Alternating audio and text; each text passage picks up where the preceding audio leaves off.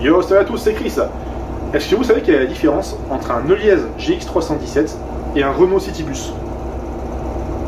Alors oui, je vous le dis, il y a une différence. Voilà, elle est subtile, mais il y a une différence. Alors pour ça, il faut remonter à la fin des années 80, début 90. Alors à cette époque-là, il faut quand même savoir que Renault fait carton plein avec son fameux R312, premier véhicule à plancher intégralement plat, bon pas rabaissé mais plat quand même, et avec 3 portes.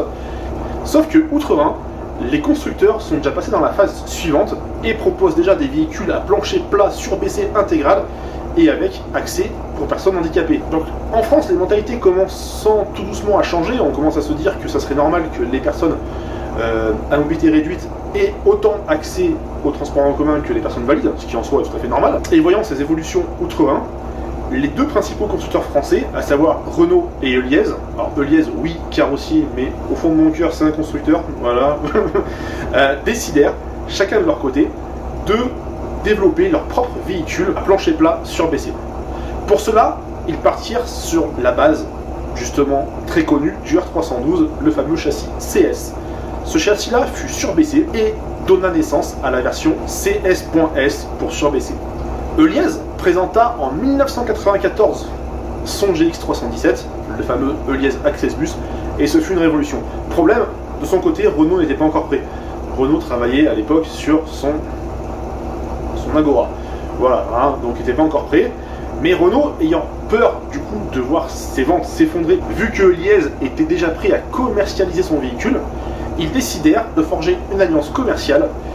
Voilà, et il fut décidé que dans l'attente de la mise en production des premiers Agora, Renault vendrait des Eliez GX317 sous l'appellation Renault Citybus.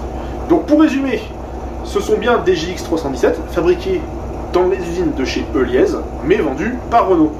Voilà, donc ça en fait maintenant des véhicules un petit peu rares, il n'y en a pas beaucoup qui sont préservés.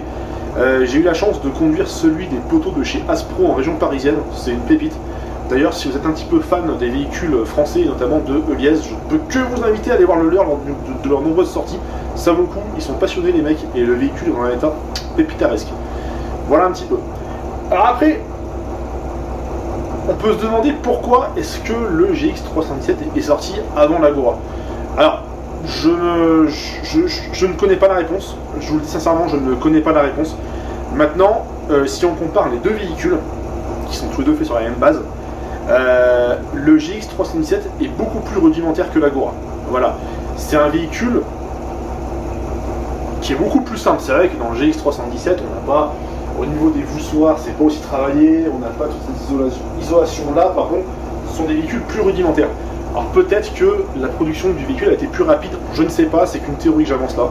Voilà, voilà. Et attention, hein, qui dit rudimentaire dit pas forcément plus pourri, moins qualitatif, hein, au contraire. Avec Jojo, on en a beaucoup parlé. Et alors, même si tous les deux nous sommes des fans d'Agora, voilà, on a quand même une préférence au fond de nous en termes d'exploitation pour le GX317. En effet, on trouve que c'est un véhicule qui est beaucoup mieux conçu pour l'exploitation, à savoir pour le travail en ligne régulière.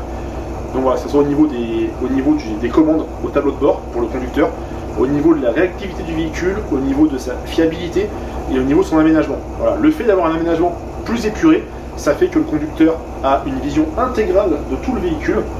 Voilà, et ça permet d'en assurer une meilleure exploitation. Voilà, ce qu'un avis perso, ça n'empêche pas que nous sommes des fans de notre Agora Taneo. Ça change pas. Voilà, mais en termes d'exploit, c'est vrai que le GX, pour moi, il mettait un point devant. Voilà, c'était Chris. À la prochaine.